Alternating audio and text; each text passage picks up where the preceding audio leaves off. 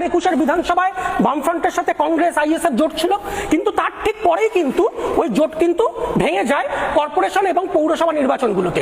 সেই কর্পোরেশন এবং পৌরসভা নির্বাচনে যখন চতুর্মুখী লড়াই হলো, তখন কলকাতা কর্পোরেশন বামপন্থীরা দ্বিতীয় স্থানে উঠে এলো। এখন পাবলিক অ্যাকাউন্টস কমিটির চেয়ারম্যান সিপিআই এর মধুচন্দ্রা দেব।